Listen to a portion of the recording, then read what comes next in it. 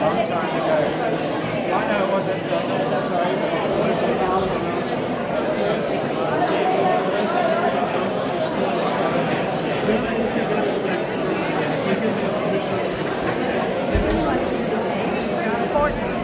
Fort for one.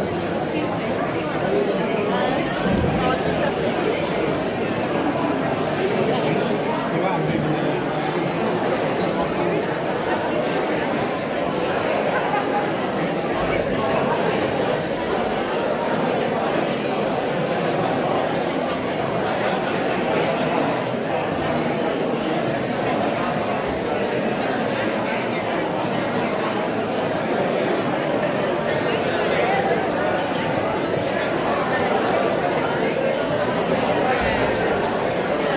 About the planning of this meeting, that we had a... What's that? Louder. Hold on.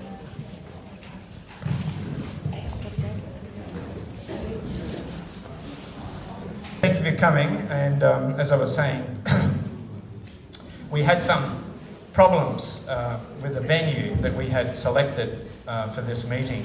It was booked over at the RAAF complex there in Bull Creek, and on Tuesday night someone in authority there found out that we wanted to speak here about free speech, and they cancelled it on us, so we were cancelled.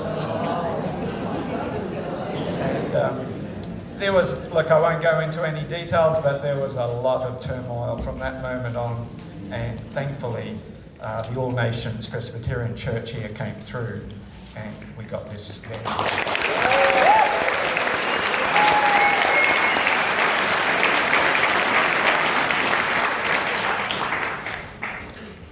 So I have the pleasure of introducing my good friend, Professor Augustor Zimmermann, who's going to speak to us. He is Professor and Head of Law at Sheridan Institute for Higher Education in Perth, Western Australia. He is also the founder and president of the West Australian Legal Theory Association, the founder and editor-in-chief of the West Australian Jurist, an elected fellow of the International Academy for the Study of the Jurisprudence of the Family, and a former Vice President of the Australasian Society of Legal Philosophy. From 2012 to 2017, Professor Zimmermann served as a Law Reform Commissioner with the Law Reform Commission of Western Australia. Professor Zimmermann was also the Murdoch University Law School's Associate Dean for Research, 2009 to 2012. While working at that university, he was awarded the 2012 Vice Chancellor's Award for Excellence in Research and 2 Law School Dean's Research Awards in 2010 and 2011. He served on numerous academic bodies at Murdoch, including the Research Degree and Scholarships Committee, the Vice Chancellor's Awards and Citations Committee, the Academic Council's Freedom of Speech in Policies and Procedures Advisory Group, and the Academic Staff Promotions Advisory Committee. In January 2015, Professor Zimmermann was invited by the Tasmanian Chief Justice to address the opening of the legal year in that state. His address was attended by the Governor of Tasmania, the State Premier, the Leader of the Opposition, the State Attorney General, and Tasmanian judges and lawyers. He is generally recognised as a fierce advocate for free speech, underline that, and the rule of law. Professor Zimmermann is the author of numerous articles on these topics, contributing inter alia for a seminar book about the rule of law edited by the President of the American Bar Association. He is the author, co-author, editor, co-editor of numerous academic articles and books, including Fundamental Rights in the Age of COVID-19, Connor Court Publishing, 2021, No Offence Intended, Why 18C is Wrong, Connor Court Publishing, 2016, Christian Foundations of the Common Law, 3 volumes, Connor Court Publishing, 2018, and Global Perspectives on Subsidiary, Springer, 2014, and Western Legal Theory, History, Concepts and Perspectives. That's by LexisNexis 2013. So I have the pleasure to introduce him for this topic. His title of his presentation is The Constitutional Invalidity of Vaccination Mandates and the Lawful Right to Protest.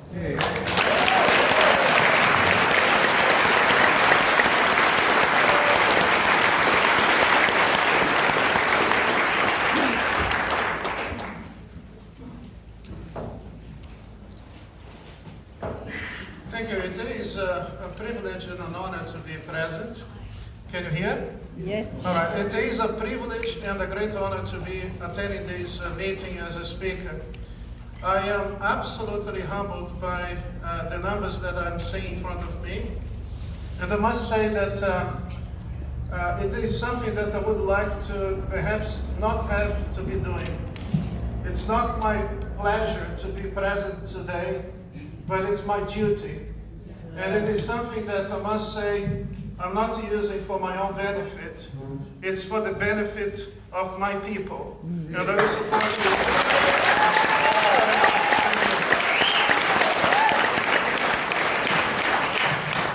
So I have a special paper that I have produced just for you.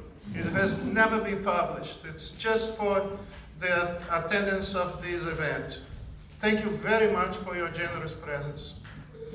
Australian authorities are presently trying to achieve the goal of full vaccination. The Prime Minister is speaking to the press on the 7th of August, last Thursday, foreshadowed that people who are unvaccinated will face more restrictions. This potentially means that the unvaccinated may no longer be have unrestricted access to travel, or may not be allowed even to attend football matches, concerts and festivals. Although it's not possible to predict what the courts might do, it's not necessarily the same as saying what it should be doing. If it were called upon to discuss the constitutionality of vaccination mandates. First of all, any assessment of the constitutionality of vaccination mandates should consider the ultimate purpose of the Australian Constitution. And the ultimate purpose of our Constitution is to provide for a system of representative government that is respectful of fundamental rights and leading to the realization of the rule of law. But after all, what does the rule of law mean? I am comfortable to explain because that was the subject of my PhD research at Murdoch University. Monash, better say not Murdoch. A better place, actually. Murdoch has gone downhill, especially since I left. Owen Hood Phillips was the emeritus professor in England of constitutional law, by the way. And he explained that historically, the phrase has been used with reference to a belief in the existence of law possessing higher authority, whether natural or divine, than that of the law which is promulgated by human rulers, which imposed limits on their power. By forcing these political rulers to comply with higher and more fundamental standards, government can only act through law, and law must check the power of government. Of course, contemporary discussions about the meaning of the rule of law normally invoke the views of Alfred Dicey, a 19th century English constitutional lawyer, who contended that the concept encompasses three basic requirements, namely the supremacy of the ordinary law as opposed to the exercise of arbitrary power. Second, equality of all before the judiciary, and also ordinary law that must be administered according to normal regular standards, and judicial protection of individual rights and freedoms that must be guaranteed in practice and not just on paper. In these contemporary debates, there is also a general perception that the rule of law is basically about essential conditions of freedom under the law. That so being, this is primarily a doctrine concerning what the law ought to be in order to limit the potentially arbitrary powers of government. Hence, as noted by Friedrich Hayek, the rule of law constitutes a limitation on the powers of all governments, including the powers of the legislature. This is particularly important because today the conception of the rule of law is sometimes confused with the requirements of mere legality. But this is not enough. If a law gave the government a limited power to act as it pleased, all its action would be legal, but it would certainly not be under the rule of law. The rule of law, therefore, requires that all laws conform to certain principles. Hayek then goes on to explain that the rule of law is a limitation upon all legislation, meaning that this is not a rule by law, but a rule concerns what the law ought to be and a meta-legal doctrine. On the other hand, Hayek makes it quite clear that this ideal of legality depends primarily on a firm element of public opinion.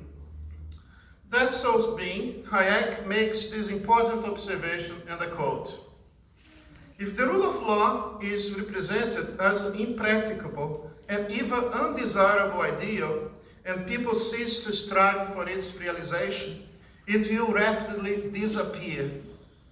Such a society will quickly relapse into a state of arbitrary power." This, inter alia, effectively means that the concept stands in opposition to extemporary decisions expressing the momentary will of political rulers. Yet, when authorities ignore these legal principles and standards, law is transformed into an instrument for repression and at least top-down direction of subjects, and nothing more. When this occurs, law becomes no more than the vehicle and at times equally useful camouflage for the exercise of unrestrained power. Yes. This traditional definition of the rule of law that I have just introduced has laid the basis for the understanding of constitutional government. Accordingly, one of the most remarkable features of our constitutional structure of government is its explicit delimitation of powers. Constitutionalism and the rule of law are related ideas about how the powers of government and of state officials are to be limited. The two ideas are sometimes equated, but constitutionalism usually refers to specific constitutional devices and procedures, such as the independence of the judiciary, separation of powers between legislature, the executive, and judiciary, due process of fair hearings, for fair hearings, and other guarantees that respect individual rights. The requirements of constitutionalism are derived from a morality which seeks to promote individual rights and freedoms, and not directly from values that are supposed to be implicit in the very idea of positive law. Trevor Allen teaches constitutional law at Cambridge University.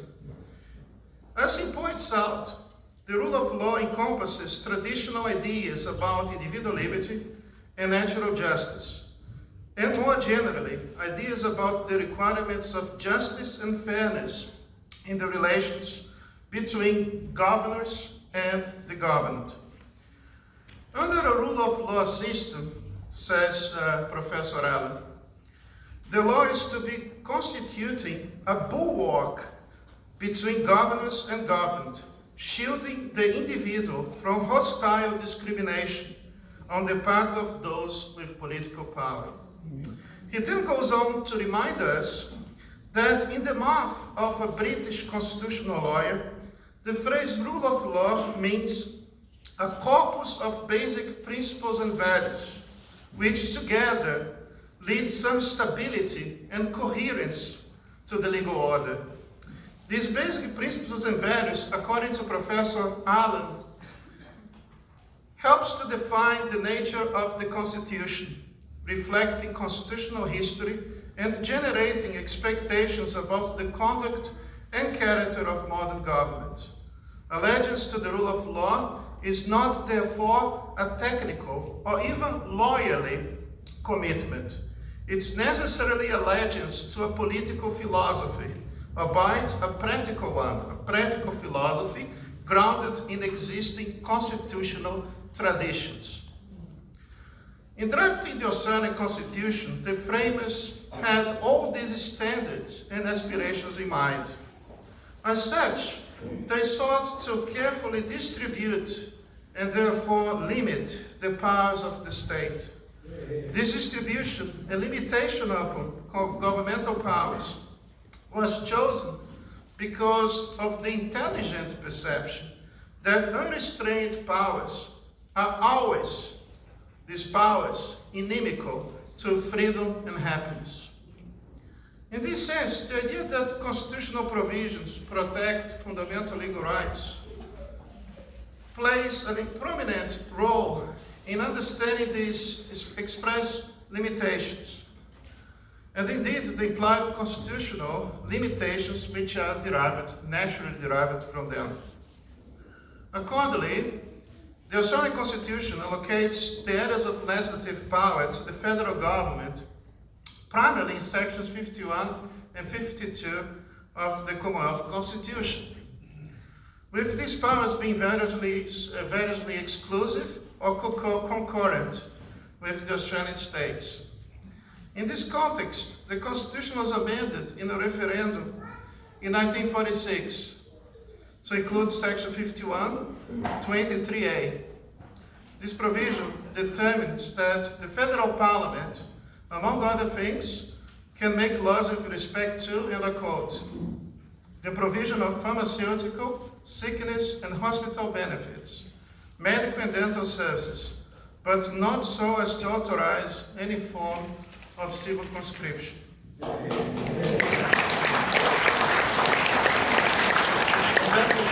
the draft of the Constitution, because that's exactly what he's saying. So unfortunately, our politicians tend to disregard even the literal words of the document.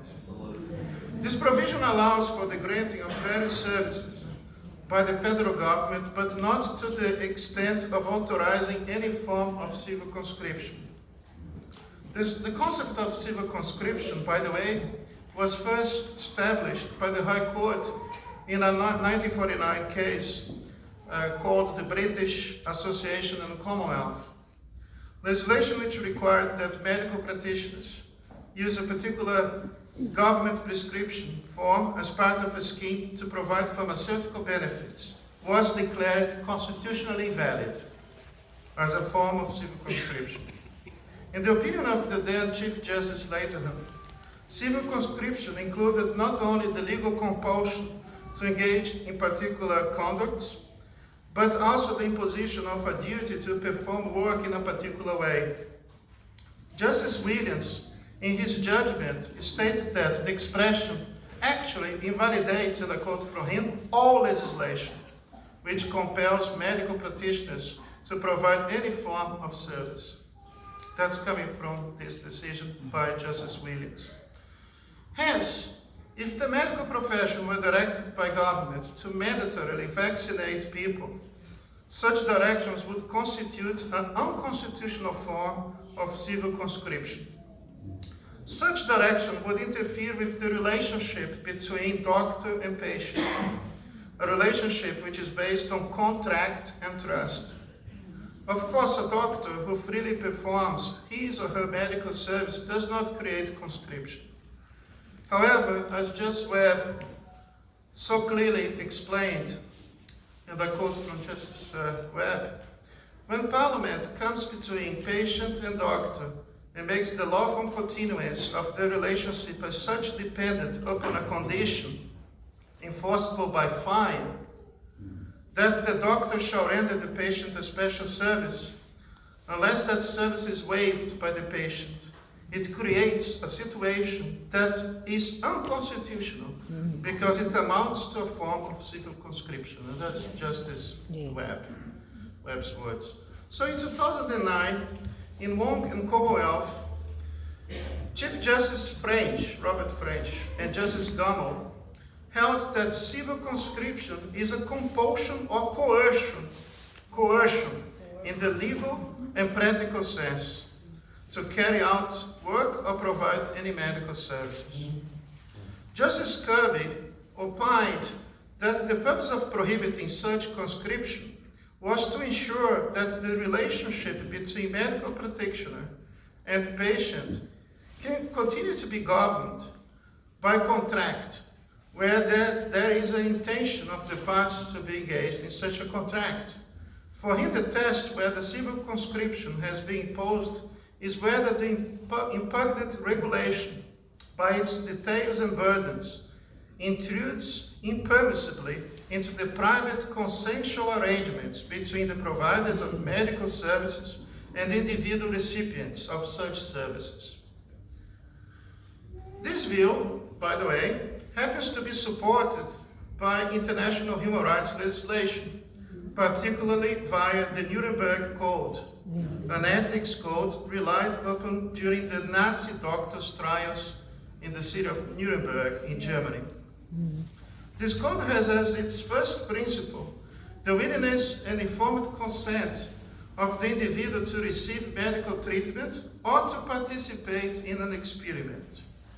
Arguably, people's refusal to be vaccinated may be based on the ground that the virus or the coronavirus vaccines are still potentially only experimental, and their long-term effects and safety on its recipients are still largely unknown. Yes.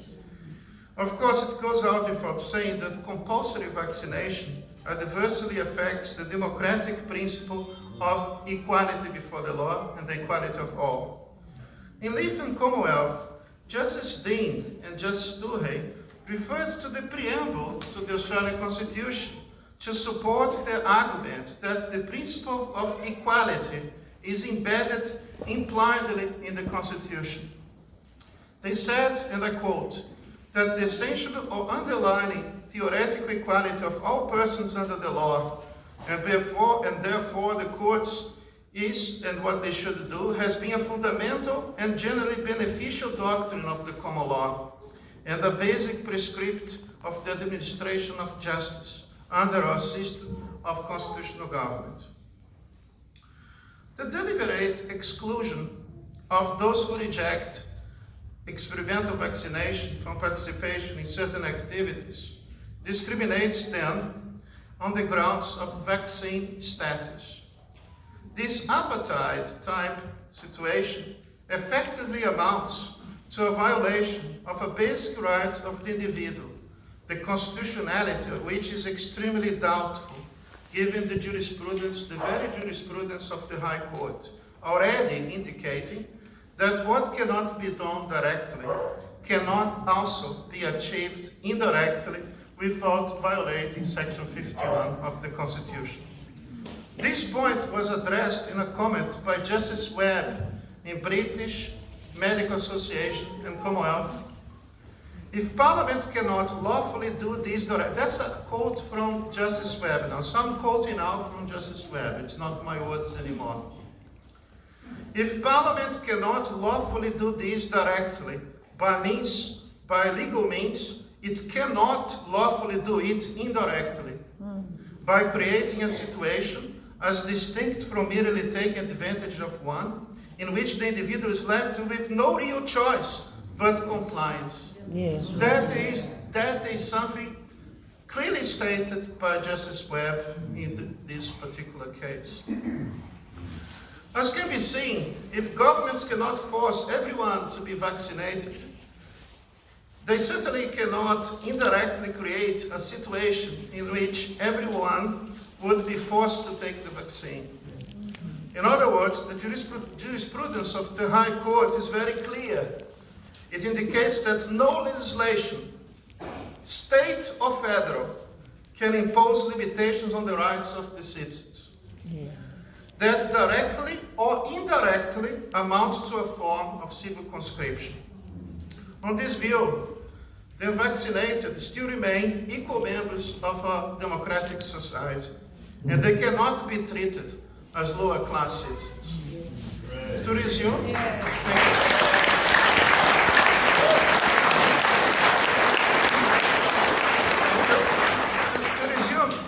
The no conscription requirement to be found in the section amounts to an explicit limitation on the provision of medical and pharmaceutical services, for example, vaccination, which remains governed by the contractual relationship between patients and doctors. Section 5123A must therefore be regarded as an implied constitutional right of individual patients to refuse to accept compulsory or mandatory vaccination. Accordingly, any legislation that requires medical practitioners to prescribe government-mandated medical services, including vaccination, constitutes a form of involuntary conscription that is constitutionally unauthorized.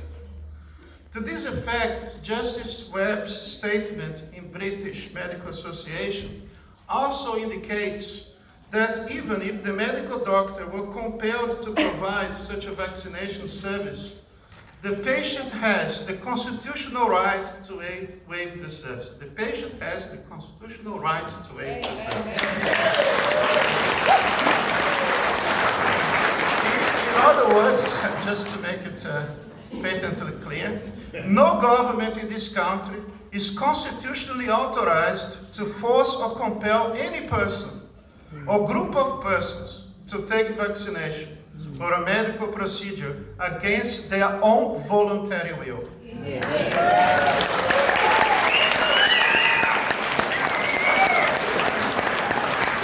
now this perhaps another equally important observation.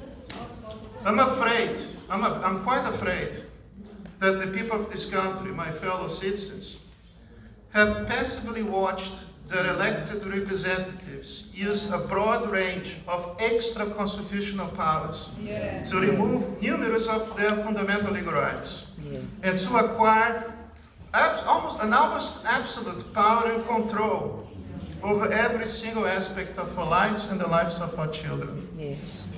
This government had appealed to an emergency in order to impose draconian measures that deeply affect the enjoyment of these fundamental rights. And now these political rulers express their desire to extend such powers, thus confirming the worst fears of Hayek, that such powers seem to have a natural way of becoming more permanent after the alleged emergency is over. He offered this sobering reflection, Friedrich Hayek. The conditions, he said, under which emergency powers may be granted without creating the danger that they will be retained when the absolute necessity has been passed are amongst the most difficult and important points a constitutional lawyer must decide on.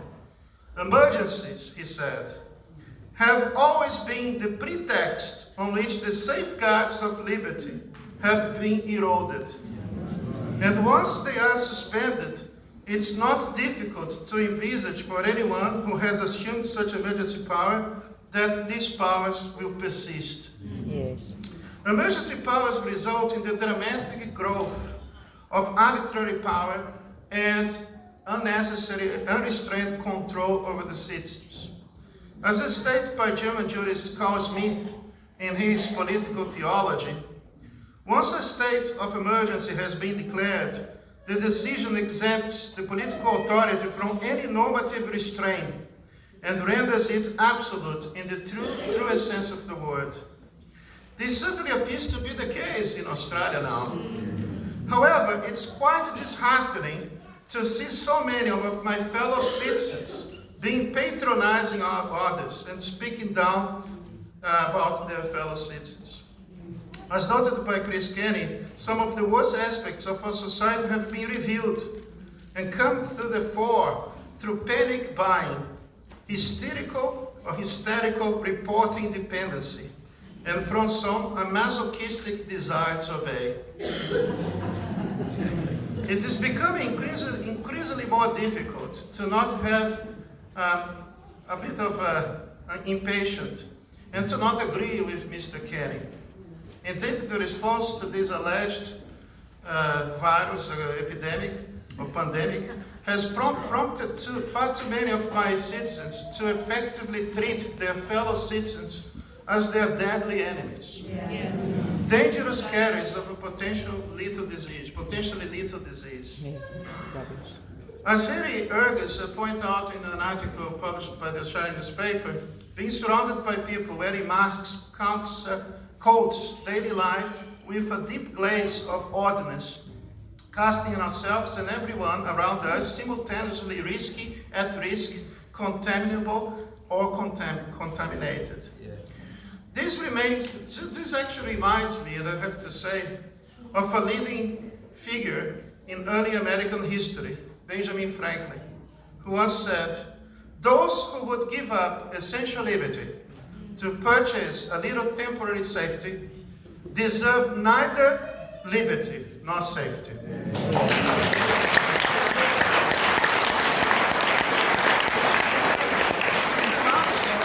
His remarks were especially directed at those who couldn't see that any further compromise was actually impossible. Franklin was urging his compatriots to not give up of their fundamental rights in exchange for a false sense of security. After all, Thomas Jefferson once famously stated, "A government big enough to give you everything you want isn't strong enough to take everything you have." Yeah. People who don't know anymore their own values and traditions are far more easily conquerable. Yeah.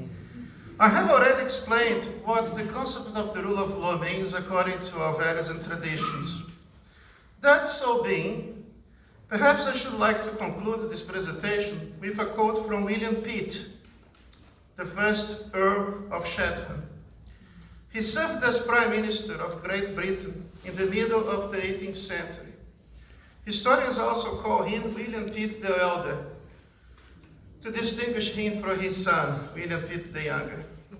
So Pitt the Elder was also known as the Great Commoner because of his identification with the common average citizen, and long-standing refusal to accept any type of nobility. In a famous speech to the House of Lords on the 9th of January 1770, he boldly proclaimed or declared, and then I quote from him in Parliament in the 18th century. He said to his peers, "There is one ambition, at least, which I ever will acknowledge, which I will never renounce, but with my life. It is the ambition of delivering to my posterity those rights and freedoms which I have received from my ancestors. I am not pleading the cause of an individual, but of every freeholder of England. Unlimited power, he continued, is apt to corrupt the minds of those who possess it. And this I know, my lords, that where the law ends, their tyranny begins." Yes.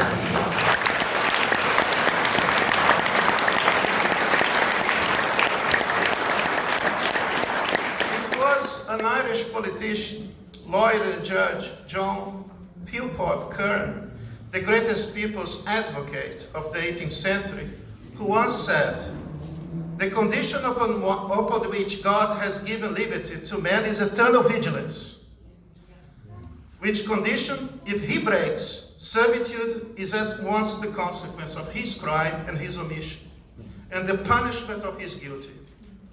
Unless Australians finally wake up and start to develop a better sense of self-respect and dignity, thus appreciating the rights and freedoms that they have inherited from their ancestors, I'm afraid we are just about to initiate the darkest period in Australia's history, where this nation will cease to have government under the law, to be rather government, in a way, by a less open and disguised form of elected dictatorship.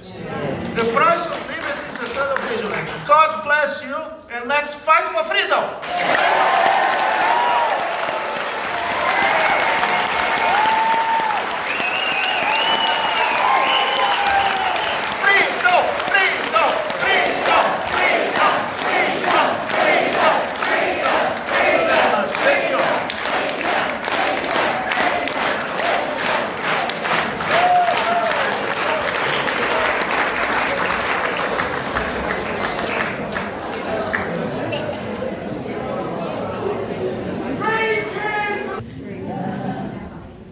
Okay, Augusto, do you want to come up here?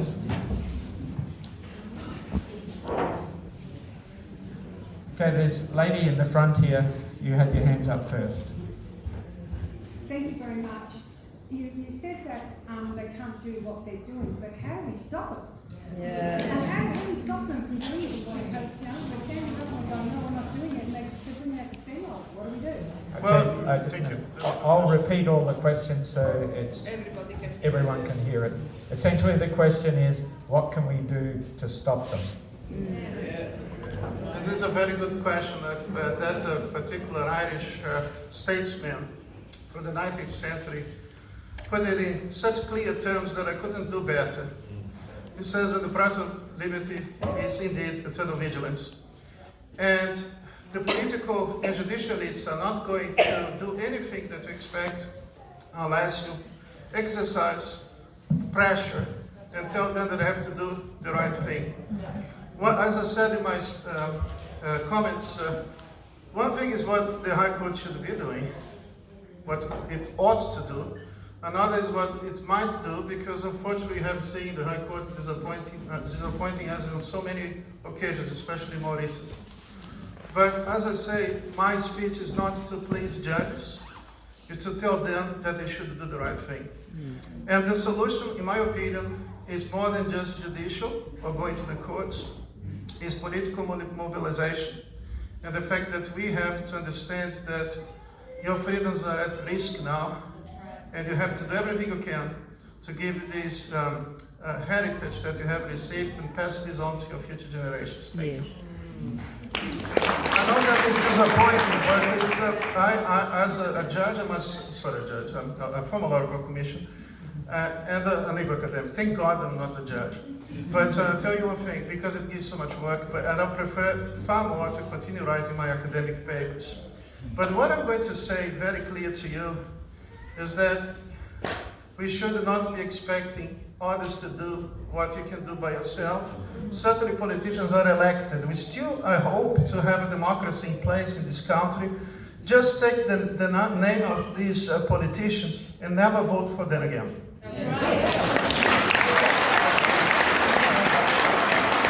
The lady with the red top on. Yeah. No, the one, this one. Questions about the Geneva Convention and how they can invoke it, especially using the Protocol 3, because nurses and medical and even army can use that if we're in war or in peaceful times. Yes, Okay, so the question is about invoking Article 3? No, Geneva Convention. The Geneva Convention. Yeah, Protocol 3. Can we use that? Protocol 3.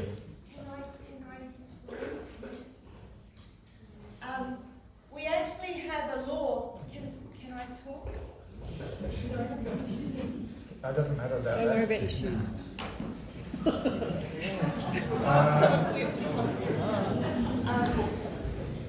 Only a few sentences here. Yeah, let me read it. Let me read it. He's answering the question.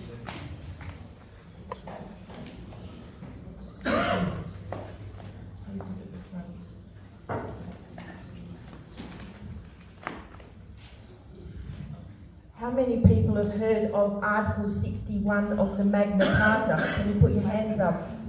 The Magna Carta, Article 61.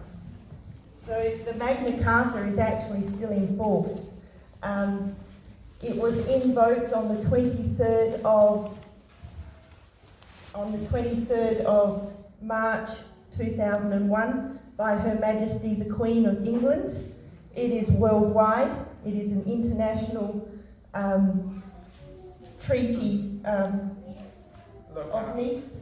That's not relevant to the It is Geneva relevant. Convention. It is relevant to fight. It's I relevant. think the question is about Protocol 3 of the Geneva Talk about this Convention. later. Okay. Yeah, I have written an article on the Magna Carta. It's published in the Western Australian Jurist on the occasion of the 800 years of the document. So if you wish to know my opinions about the Magna Carta and its implications to contemporary debates, the only thing you have to do is to go to the website of the Western Australian Jurist or Western Australian Legal Theory Association, and I have a comprehensive paper on the subject. Thank you very much. Thank you. So her question before was about the Geneva Convention. What is it? Protocols? Protocol 3. Protocol 3. How and can they invoke that? Because it's that no experimental vaccinations or any kind of medication is allowed to be used. Yes, look, I'm not an international lawyer, but any sort of addition to what I have to say as a legal theorist and a constitutional law is always welcome. I'm not a professor of international law. I don't even like so much the subject. But I must say that if there can be a useful addition to the comments I have provided, it's certainly a very welcome way to go. Thank you very much. Thank you. Okay, yes. Just quickly, can you get a transcript of your speech, please? Yes, by the way, The question was for a transcript of this speech. yes, Yeah. this will eventually occur, and I just need to do my final proofreading because I'm a perfectionist. At the same time, I promise you that my great friend, Emeritus Professor Gabriel Moyes, is very upset that his discipline is being assassinated by the governments of Australia.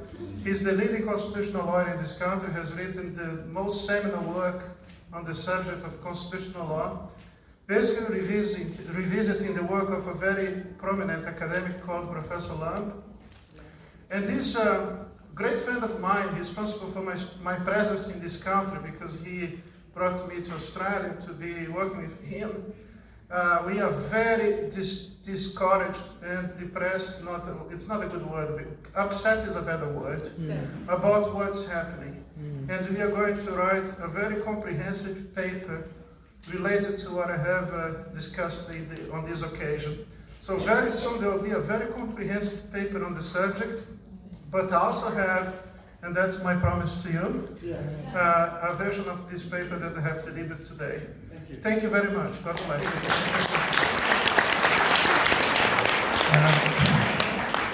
If you gave us your email address on the registration form, which I hope you did, then we can notify you and give you a copy of the transcript of this lecture when we have it available. Also, we have video recorded this, and we're going to post it on various social media platforms when it's available. And if we have your email address, we can let you know where to find it. You mentioned about the government should not, Augusta, not having the power to interfere with the relationship between a doctor and a patient. I went to a doctor myself a couple of weeks ago to ask for an alternative treatment drug, and he flatly told me that if he prescribed that, he would be struck off or fined severely. Yeah. He told me to order that drug from overseas online. He said, I have patients that get steroids and things, so I did that. Then I was worried that I've been scammed, but it looks like it's going to arrive. But so, you know, there is that interference, and the doctors are scared. Yeah. Israel, they stop those things. It's not available in other countries. So, you know, although there are other treatments, we're not having access to them. Yeah, absolutely. I have to agree. It's not my area, but I can totally sympathize with what you're saying. I can entirely understand the problem. Another thing is that people are being cancelled for expressing divergent opinions. We know that our Prime Minister is a man who absolutely hates freedom, Scott Morrison. When he was the finance minister, he promised us that he would never touch or try to change the conditions of servitude that we are now being envisaged openly. Because he said that freedom doesn't give a job, doesn't create a job, which is a very remarkably stupid argument to make. But what could expect from a prime minister such as this? Only stupid arguments. Thank you. I can't stand this guy anymore. He's the enemy within. Yeah. Keep the questions relevant to the topic too, please. Go ahead. Excuse me, Mr. Zimmermann. Yes, thank you. I've written to Greg Hunt saying that has the COVID been isolated? Yes. What is the testing? We already know that they are not safe and they are not effective. Yeah. Would someone like you with some legal language and all of the signatures that are here be able to bring these politicians who are making decisions like Mr. Yeah. like Michael Down, like Scott Russell, surely they are acting out of jurisdiction, and if they get frightened enough, they will resign.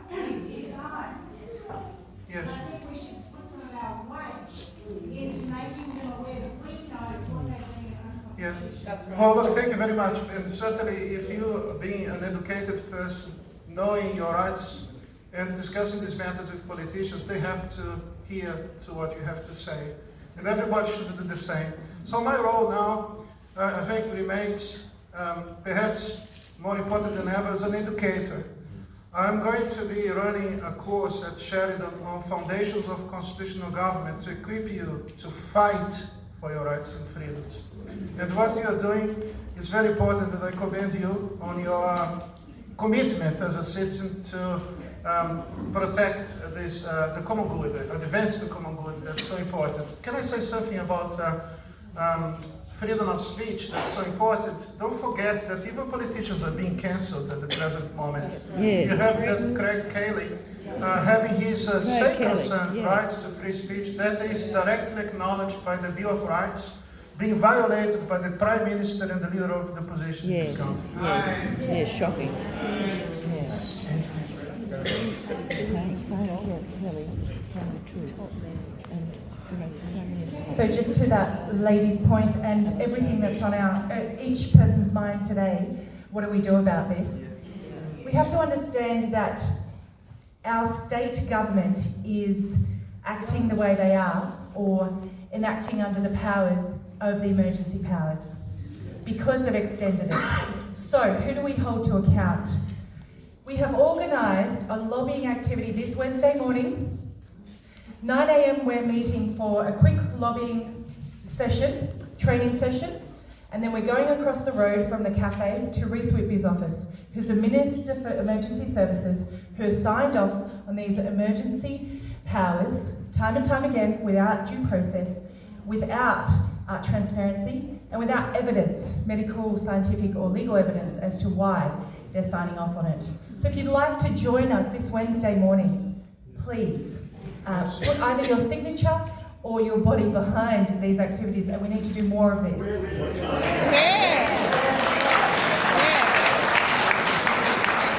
Okay, if we've got your email address, we're going to send you the details.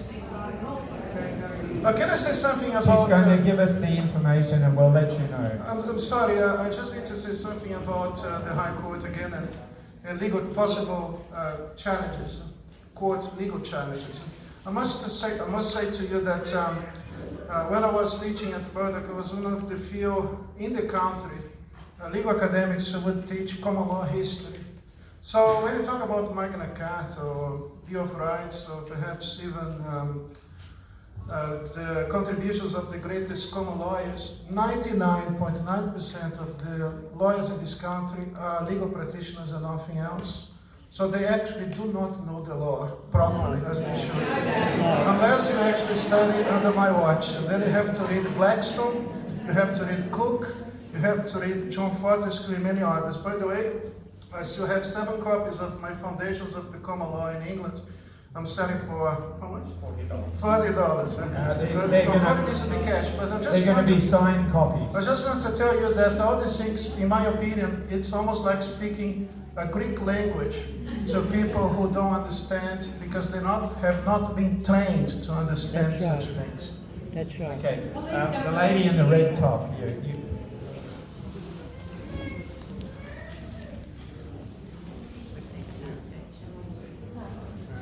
And the gentleman with the black after her, okay?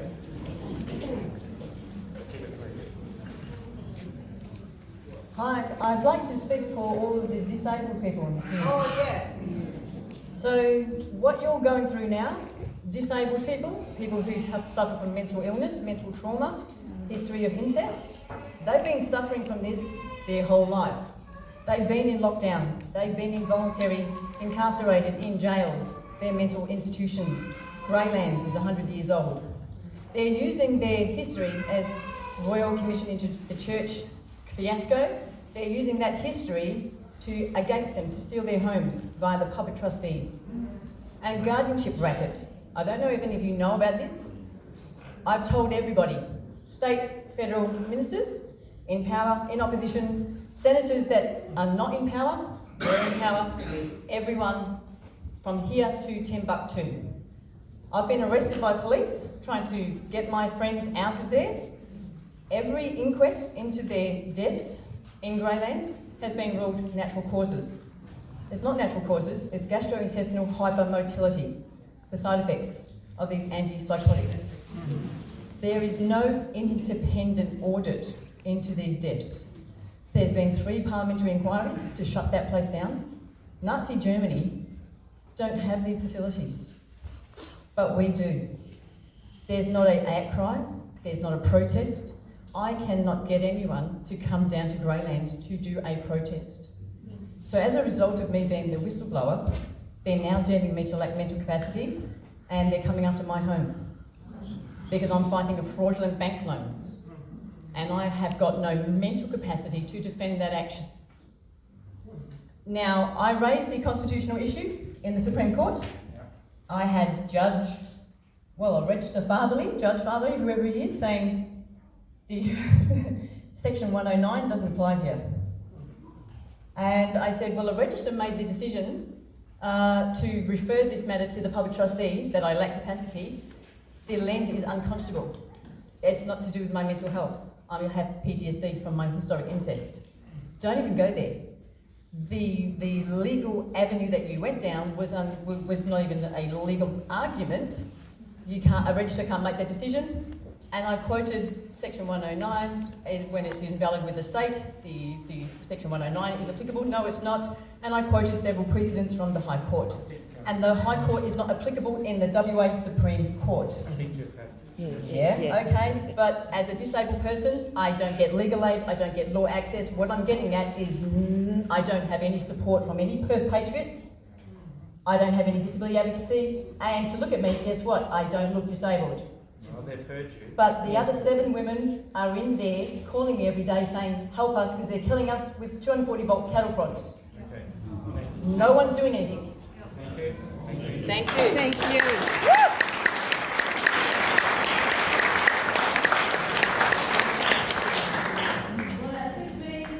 Come and find me, I'm right here.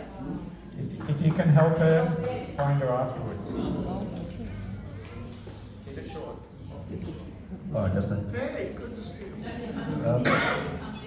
Similar to some of the other questions that people asked here today, and I think it's a salient point. Everybody wants to know what they can do. Who can bring suit against these politicians, Augusto, or who could we get that advice from? Yeah. How could any one of us make a complaint and have these people brought to account? Thank you very much. This is a very good practical question. Yeah. Now, I still believe that the best way that we have to use all mechanisms available. There is the legal judicial avenue, and that Michael is telling me whether this is already being initiated, and certainly it has been initiated. There are some lawyers already working on this. There is a particular one who contacted me a couple of days ago, and he will be assisted by me. So I'm also now actively helping the legal profession to be able to address this. But so there are lawyers involved, perhaps not so many as, or at least as many as I would expect coming from Western Australia, but there are law firms in New South Wales who are doing the right thing and fighting for freedom. And I will be providing the necessary legal advice to these people together with Emeritus Professor Gabriel Moyes. Thank you so much, Michael. Excellent question. Thank you.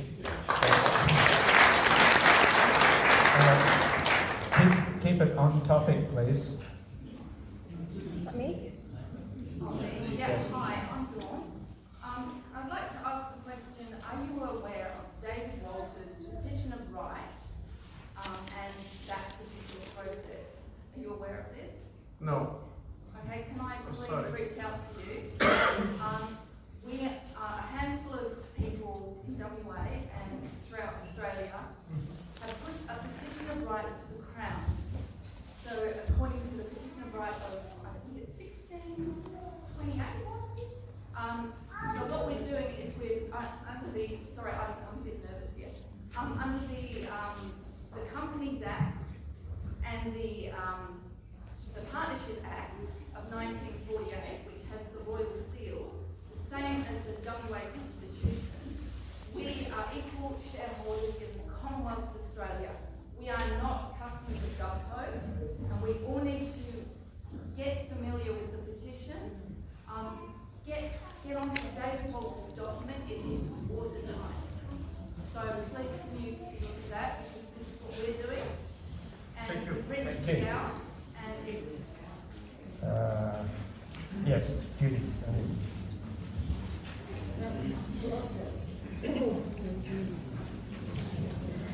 Hello, look, I think a lot of you know that I've got a long background in this issue, and I've seen the loss of our health happen over a period of a couple of decades now.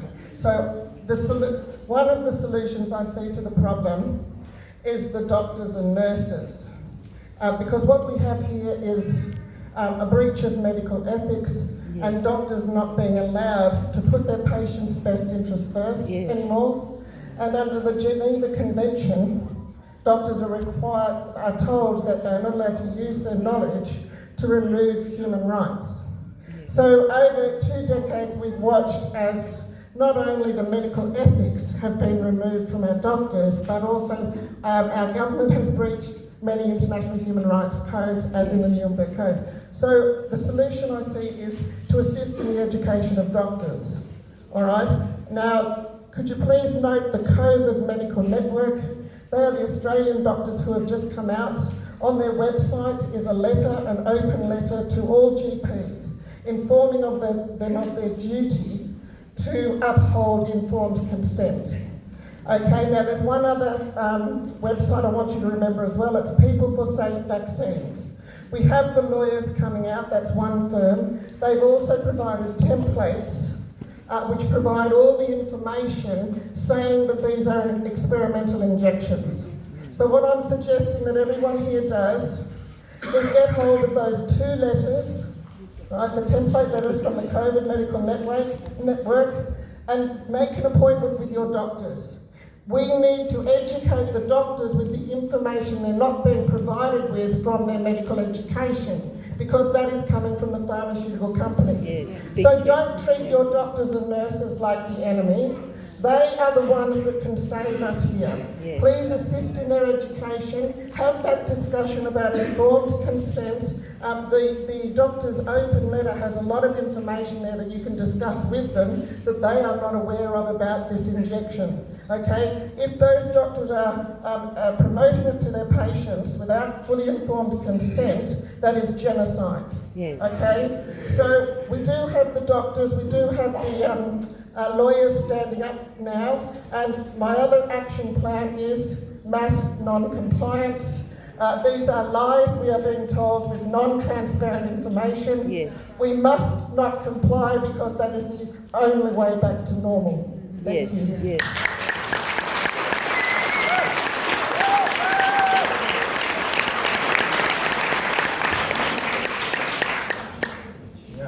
I agree with that. that. Okay, over here. I'm going into the FIFO industry in the next couple of weeks, and I fear that I will be pressured to get PCR tests. Is there any way that I can conditionally accept it? For example, instead of outright refusing it, which I don't want to do, but I believe I don't want to cause, an argument and be detained. But can I conditionally refuse it? I have heard that, possibly you can write up your own contract and get somebody to sign it. Is that something legal that on an individual basis that we can do to protect ourselves? This is certainly something that you have to discuss. Did you hear that question in the ballot? No. Okay, she's asking, she's thinking that she may have to do a PCR test for FIFO work, is it? Yeah. And is there a legal instrument where she can conditionally accept it? Is that right? Yeah, conditionally accept it so as not to outright refuse it in order to protect myself from getting detained. Yeah, so she's not doing an outright refusal and not suffering the consequences yes, of but that. just having a piece of paper ready to say, sure, but it's on my terms and you need to, it's what conditions. Yeah, I understand, yeah. Yes, bear in mind here that I have to re-emphasize this point that I had made, that I am a legal philosopher and a constitutional lawyer. This is a very specific, practical issue. And I can tell you that there will be employment relations lawyers who can assist you with this specific matter. I could include the likes of a person who is a very good friend of mine called Steve Heathcote, and he is, in my opinion, the leading labour lawyer here in Western Australia. So if you need his assistance on these more practical matters, I am analyzing this, taking the broader picture, and for ultimate intents and purposes, these draconian measures are a violation of the rule of law and certainly violate the terms and the traditions and principles as prescribed in our Constitution. Thank you. Hey, can I ask a question? Who here came because of advertising email through the Reignite Democracy Australia group? Did anyone come through that? So the rest of you know. So some of the organising committee here is involved in the Armidale local group of Reignite Democracy Australia. And so I would like to recommend you have a look at that website, which is reignitedemocracyaustralia.com.au. And there are things we can do for the pushback. And that's what our group, I know there's other groups and it's really support those activities too, but this is just one group of many.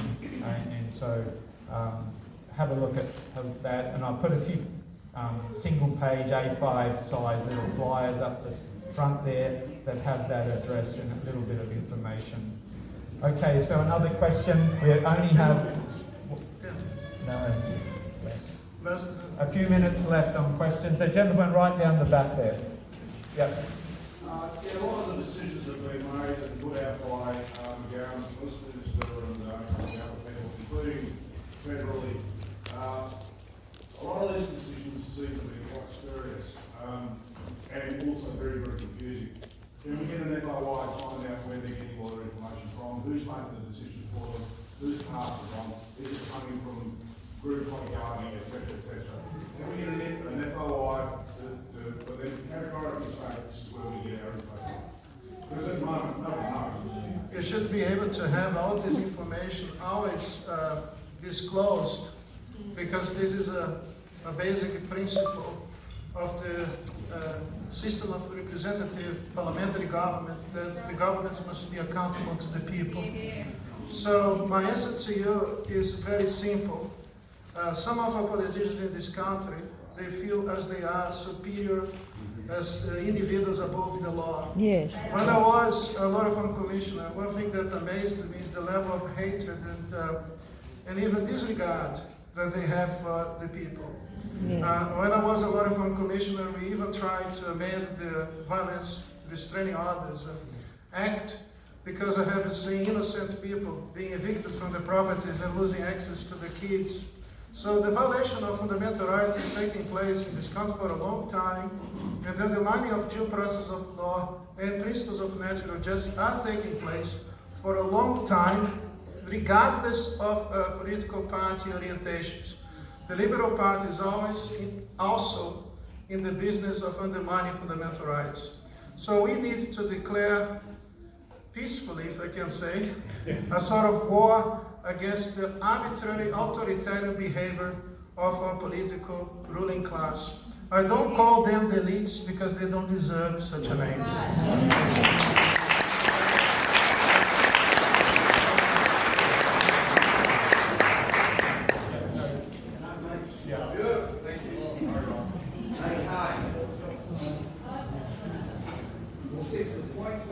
Yeah, keep it short. I just want to welcome you today, and what you've said is right on the mark, and I'm very proud of you to come forward with that.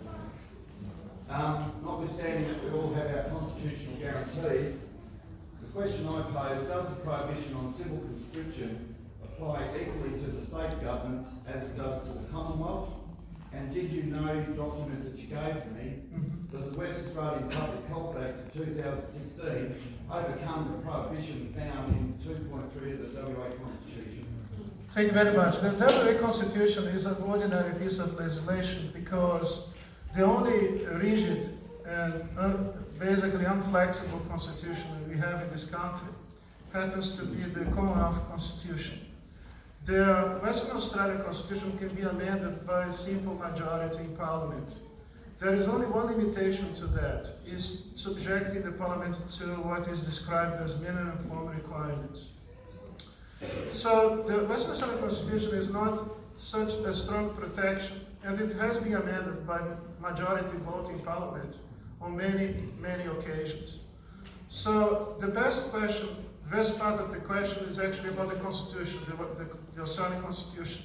And if you can, as I believe in Emeritus Professor Gabriel Moyes shares my opinion, that's why you're going to write a comprehensive paper now very soon about this.